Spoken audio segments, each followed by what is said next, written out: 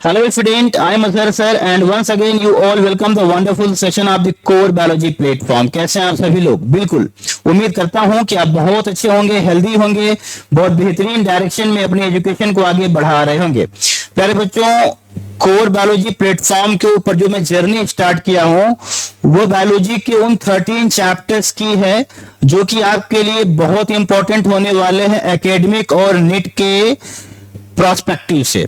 ठीक है, अब मेरी बात आप ध्यान से सुने। मैंने 13 चैप्टर क्यों बोला? क्योंकि जो ओल्ड एनसीईआरटी है उसकी बात अगर मैं करें तो वहां पर टोटल नंबर ऑफ चैप्टर्स 16 है, लेकिन जो करंट सिलेबस अभी चल रहा है बोर्ड के हिसाब से तो उसमें आपको बायोलॉजी के अंदर केवल 13 चैप्टर्स ही पढ़ना है। ठीक, अच्छा, उन 13 चैप्टर्स में जो पहली यूनिट आपकी है मतलब यूनिट नंबर 6। अब यूनिट नंबर 6 मैंने क्यों बोला?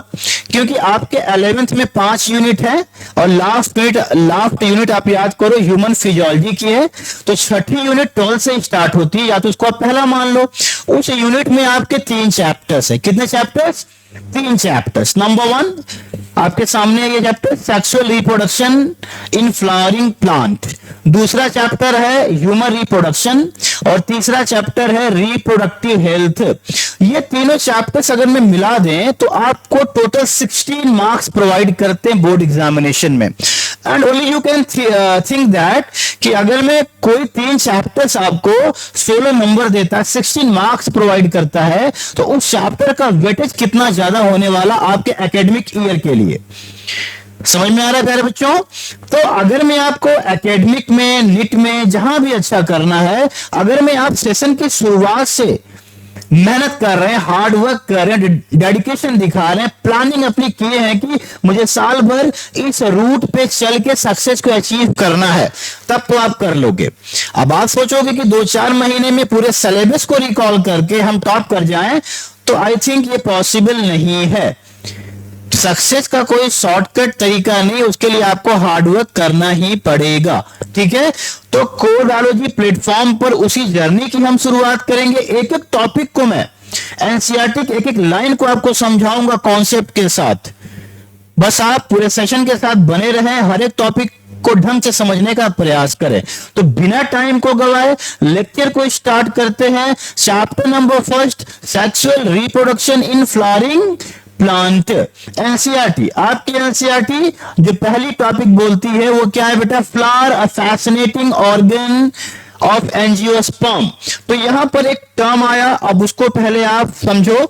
एंजियोस्पर्मिक प्लांट आ गया तो आपके दिमाग में ये बात क्लियर होना है कि जो चैप्टर का नाम है sexual reproduction in flowering plant, तो जो रिप्रोडक्शन की हमें स्टडी करनी है वो किस प्लांट में करनी है? एंजियोस्पर्मिक प्लांट में करनी है। अब ये एंजियोस्पर्मिक प्लांट में आपको थोड़ा सा याद दिला दूं, क्लास 11th में स्टूडेंट आपने पढ़ा होगा 5 किंगडम क्लासिफिकेशन। 5 किंगडम क्लासिफिकेशन, उस क्लासिफिकेशन में आपने पढ़ा होगा protista, Monera, fungi, Plantae and Animalia. अब प्लांटी के अंदर जाइए, प्लांटी के अंदर आपने पढ़ा होगा जिम्नोस्पर्म और एंजियोस्पर्म। तो एंजियोस्पर्म सबसे एडवांस प्लांट है ना, सबसे एडवांस है। आप भाई पढ़े थे ना कि हम एडवांसमेंट की तरफ कैसे कैसे बढ़े, आपने 11th में पढ़ा है। तो एंजियोस्पर्म हायर प्लांट में आता है, ठीक है, और ये प्लांट जो है इसके अंदर फ्लावर लगते हैं और ये रिप्रोडक्शन के लिए कैपेबल है। कैसे? अब वही मुझे आपको यहां पर समझाना है। तो आप अपने दिमाग में एक बात रखें कि इस पूरे चैप्टर्स में हमें किस प्लांट के ऊपर स्टडी करनी है? एंजियोस्पर्मिक प्लांट के ऊपर स्टडी करनी है।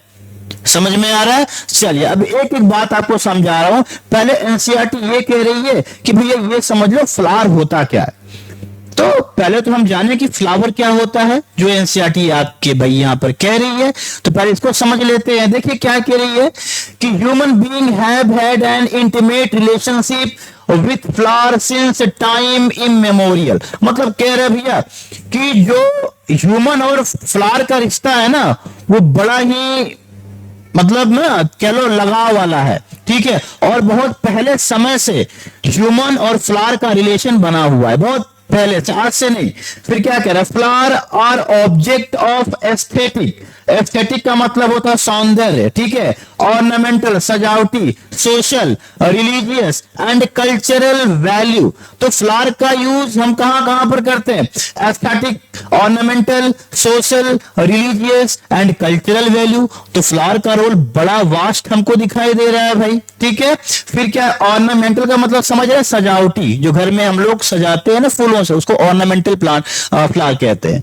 फिर इसके बाद क्या करा, they have always been used as a symbol for conveying important human feeling such as love, affection. तो फ्लावर एक ऐसा सिंबल है जो लव और अफेक्शन में भी यूज होता है। जैसे कोई परेशान है, दुखी है, ठीक है, उसको आप फ्लावर दे दो एक, वो क्या हो जाए, थोड़ा सा खुश हो जाए। तो फ्लावर का यूज कहां पर हो गया? लव में होगा और अफेक्शन में होगा, लव एंड अफेक्शन में होगा, ठीक है। फिर क्या लिखा, हैप्पीनेस, खुशी में होगा। ग्रीफ का मतलब क्या होता है? दुख।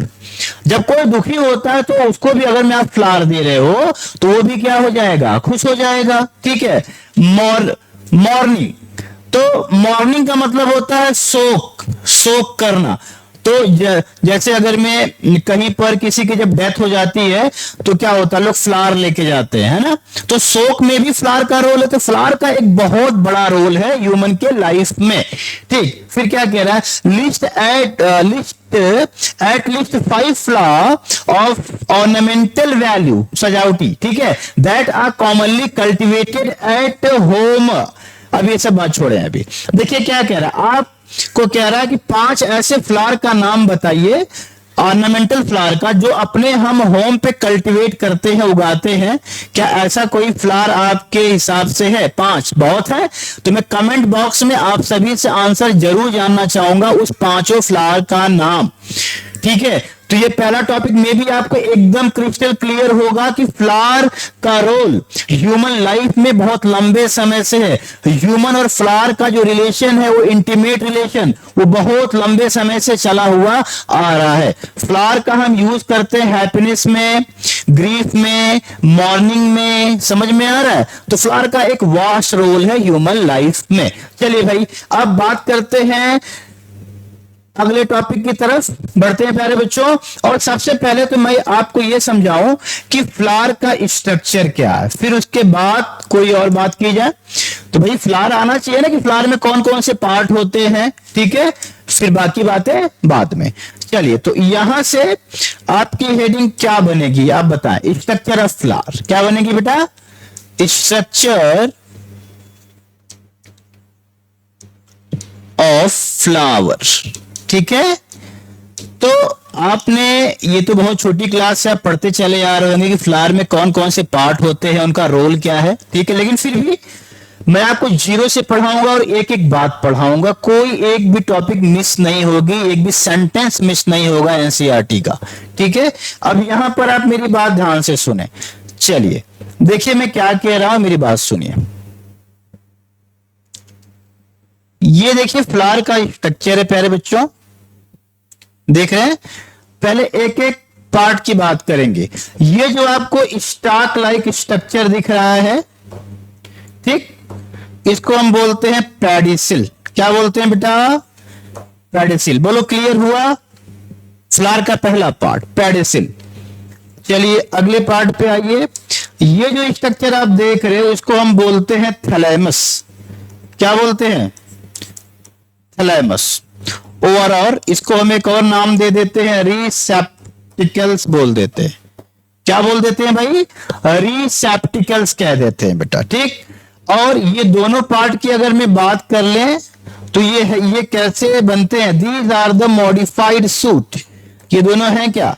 मॉडिफाइड शूट का पार्ट, मॉडिफाइड शूट, ठीक है जी, एकदम क्लियर होगा। अब आपने देखा होगा फ्लावर के स्ट्रक्चर में कुछ ऐसे, यहां से कुछ ऐसे पत्तियां होंगी इस तरीके की, ठीक है, जो ग्रीन कलर की ही होती हैं। इसको हम क्या कहते हैं बेटा? इसको हम सेपल्स कहते हैं। क्या कहते हैं? सेपल्स कहते हैं। तो चलिए पहले हम इसकी बात करते हैं, ठीक है, यहीं पर लिखते हैं।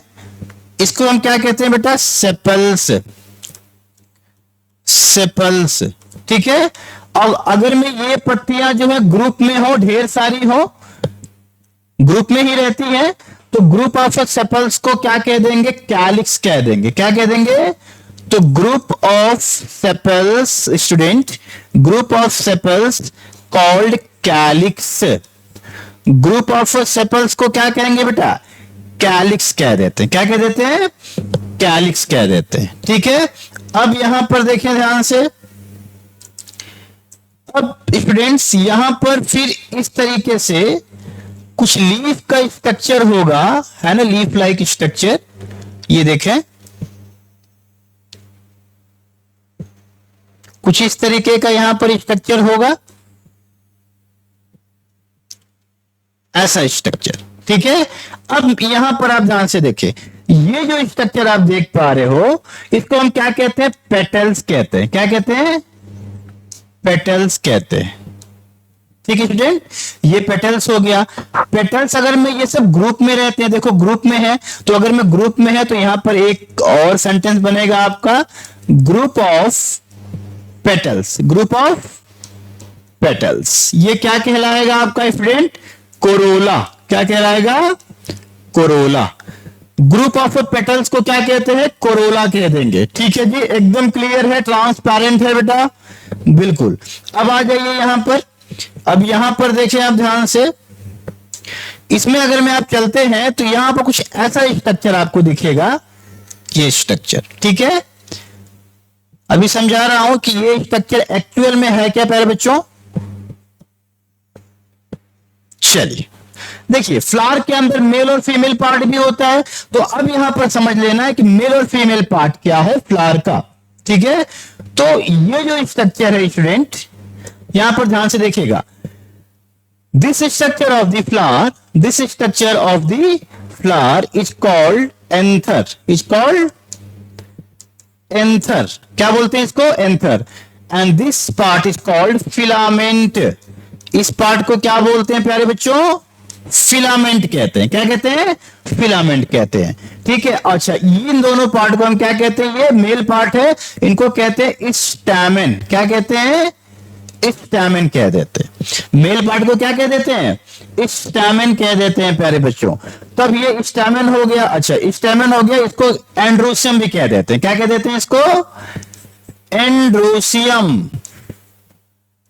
एंड्रोसियम कह देते हैं। ठीक, ये तो मेल पार्ट हो गया। अब कोई आपसे कहे कि फ्लावर का मेल पार्ट क्या है, आप बोलोगे एंथर एंड फिलामेंट। क्या बोलोगे उसको? स्टैमेन और एंड्रोसियम भी कहते हैं। ठीक, अब बात सुनिए, फीमेल पार्ट पे आ जाइए। देखिए, मैं फीमेल पार्ट को यहां लिख रहा हूं बेटा, ये जो ऊपर वाला हिस्सा है फ्लावर का, इसको क्या कहेंगे हम? इसको हम कहेंगे स्टिग्मा। क्या बोलेंगे? Stigma. And this part is called style, and this part is called ovary. ठीक है, तो इसके अंदर ओव्यूल भी होता है, उसकी बात बाद में करेंगे, पहले इतना जाने आप। ठीक, अब अगर मैं इन सब पार्ट की हम बात कर लिए, तो ये जो है तीनों के तीनों क्या? फीमेल रिप्रोडक्टिव पार्ट है। क्या है ये? Female part, female reproductive, female reproductive part है ये, फीमेल रिप्रोडक्टिव पार्ट। ठीक है, अच्छा, इसको हम क्या कहेंगे? और गाइनोसियम कहते हैं। क्या कहते हैं बेटा? गाइनोसियम। अच्छा, कभी आप एक टर्म सुने हो, जब किसी फीमेल जो स्त्री रोग विशेषज्ञ होते हैं, उनको क्या कहते हैं? गायनेकोलॉजिस्ट कहते हैं। जैसे कोई अगर में फीमेल्स की जब तबीयत खराब होती है, एक्चुअल में वो किसको दिखाने जाती है? गायनेकोलॉजिस्ट को, स्त्री रोग विशेषज्ञ को। तो यहां पर गायनो जो शब्द आया है वो वहीं से है, गायनोसियम। ठीक है, तो फीमेल पार्ट कौन कौन से हो गए? स्टिग्मा, स्टाइल और ओवरी। क्या कहेंगे? और गाइनोसियम कहेंगे। अच्छा, ये यहां पर जो देख रहे हो आप, यहां पर जो ये देख रहे हो पेटल्स और सेपल्स। ठीक है, इसको हम एक और नाम, कभी कभी आपके एनसीईआरटी में लिखा, आप कंफ्यूज नहीं होंगे, इसको हम कहते हैं एसेसरी। क्या कहते हैं बेटा इसको? एसेसरी, एसेसरी होल्स कहते हैं, मतलब पत्तियां, ये एसेसरी, जिनकी जरूरत रिप्रोडक्शन में नहीं होती है। अब भाई, sepals and petals are not involve in the reproduction, reproduction में इनका काम नहीं है। तो रिप्रोडक्शन में इन्वॉल्व कौन होंगे? The male part and female part only, and the male part of the flower is filament and the, बात समझ में आ रही है? And the female part of the flower is the stigma, style and ovary, these are the reproductive part of the flower. बात समझ नहीं? तो इसको हम एसेसरी होल्स इसलिए कह रहे हैं क्योंकि पेटल्स का और सेपल्स का कोई रोल नहीं है कहां पर? रिप्रोडक्शन में। तो ये this is the complete structure of the flower.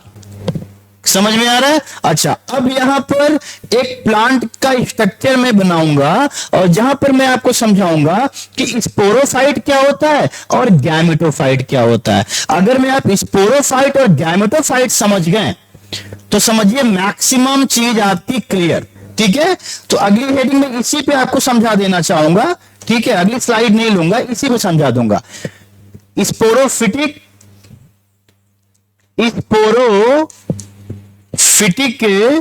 And gametophytic, sporophytic and gameto, या स्पोरोफाइट या गैमेटोफाइट कह लो, गैमेटोफाइट। ये क्या होता है बेटा? देखो, प्लांट के अंदर दो साइकिल होती है, एक स्पोरोफिटिक की, एक गैमेटोफिटिक की। तो पहले हम समझते हैं कि ये स्पोरोफिटिक होता क्या है, ये गैमेटोफिटिक क्या होता है। ठीक है, तो आपके दिमाग में एक फॉर्मूला हमेशा के लिए अपने सेट कर लो एक फॉर्मूला, जहां पर भी स्पोरोफिटिक होगा उसको हमेशा 2n कहना, और जहां पर गैमेटोफिटिक होगा उसको हमेशा n मानना, वो हमेशा हैप्लॉइड। जहां पर भी गैमेटोफिटिक तुम्हें लिखा हुआ दिख जाए उसको तुम हैप्लॉइड मान लेना, जहां पर स्पोरोफिटिक लिखा हुआ दिख जाए उसको तुम क्या मान लेना बच्चा? डिप्लॉइड कंडीशन मान लेना। ठीक है, तो चलो एक यहां पर स्ट्रक्चर में ड्रॉ करता हूं प्लांट का और उससे समझने का प्रयास करते हैं। ठीक है, चलिए, this is the structure of the plant and this is the root of the plant. ठीक है, ये रूट हो गया, and this part, this is the leaf, this is the leaf. ठीक है स्टूडेंट, ये लीफ हो गया बेटा। चलिए, अब यहां पर चलिए हम बना देते हैं फ्लावर। क्या बना देते हैं? फ्लावर। अलग कलर कर दें थोड़ा सा कि आसानी रहे आपको। चलिए, यहां पर इस स्ट्रक्चर को हम कह दे रहे हैं ये फ्लावर हो गया।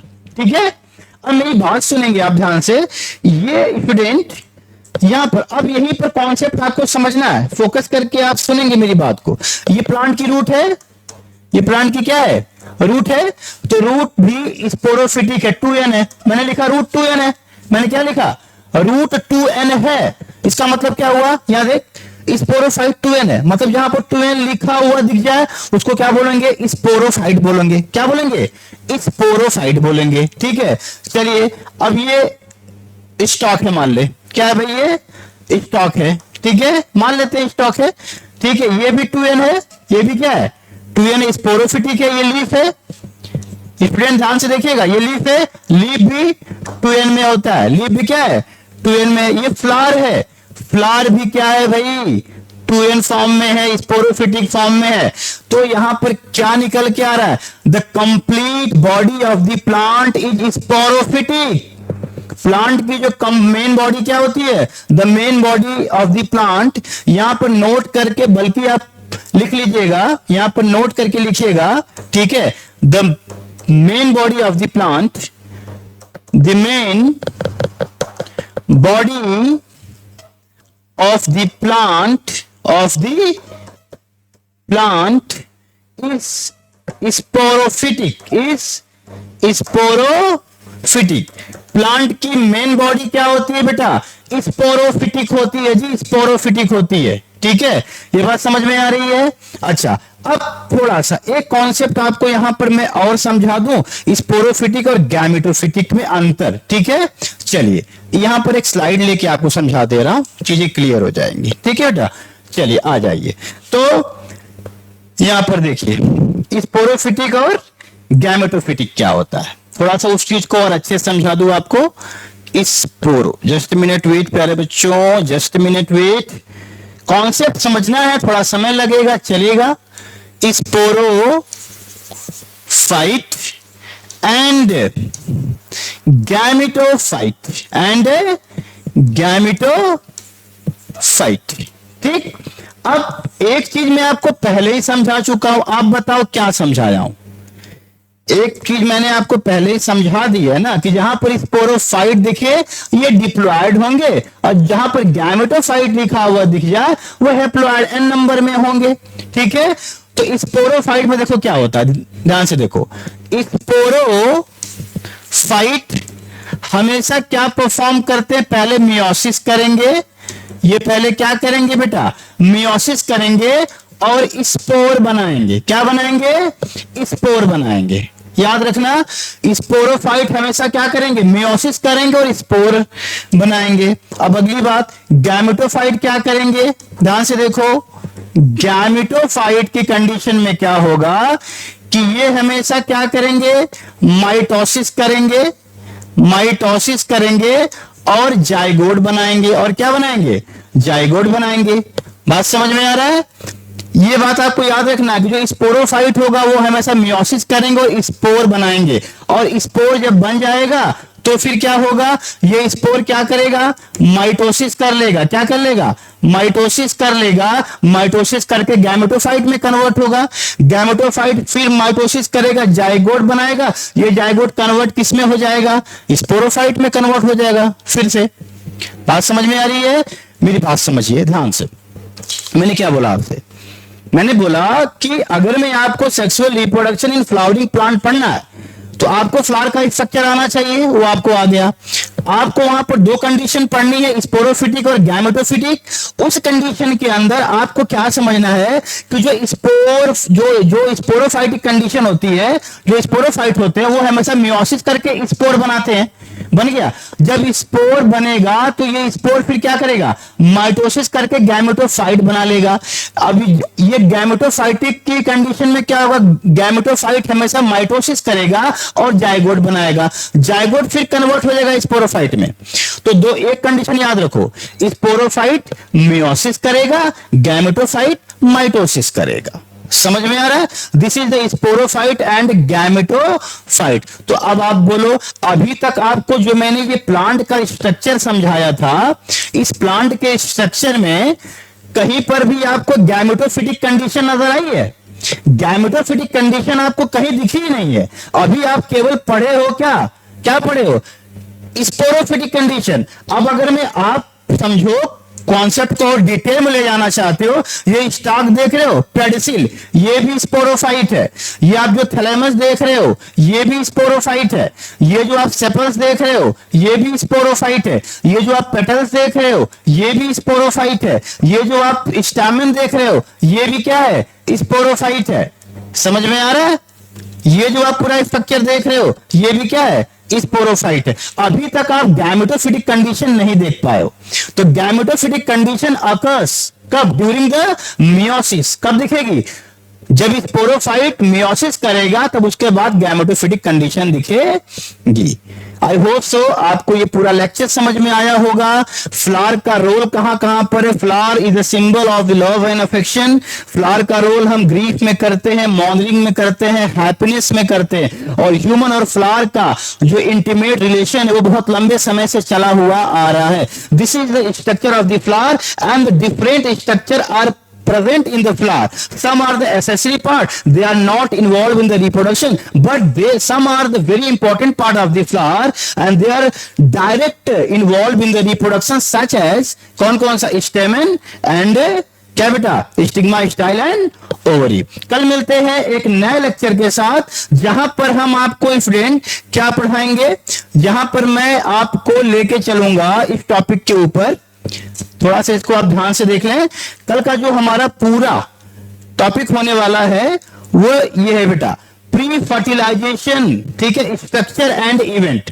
तो प्री फर्टिलाइजेशन के अंदर हम क्या पढ़ने वाले हैं अपने नेक्स्ट लेक्चर के अंदर, प्री फर्टिलाइजेशन इवेंट के अंदर क्या क्या स्टेप्स हैं। Formation of a pollen grain. तो पोलन ग्रेन का फॉर्मेशन कहां होगा यार, फ्लावर का मेल पार्ट क्या था, याद करो। अरे फ्लावर का मेल पार्ट यार, ये रहा फ्लावर का मेल पार्ट। इसको आपने कहा था फिलामेंट, इसको क्या कहा था, इसका भी रोल है कुछ, आपको समझाएंगे। ये है एंथर, ये क्या है, एंथर। तो इसी के अंदर जो फॉर्मेशन होगा पोलन ग्रेन का, पहला स्टेप ये पढ़ेंगे, फिर उसके बाद formation of the embryo sac, तो एम्ब्रियो सैक फर्टिलाइजेशन होगा तो वहां देखेंगे, पॉलिनेशन और pollen pistil interaction, these are the part of the pre fertilization event. इन 4 टॉपिक को हम कहां पढ़ेंगे, प्री फर्टिलाइजेशन इवेंट के अंदर पढ़ेंगे। कल देखेंगे एक नया टॉपिक को, और उस टॉपिक का नाम होने वाला है formation of the pollen grain. Very very IMP for your board examination. Best of luck आज के लिए सभी को, कल मिलते हैं एक नया टॉपिक के साथ।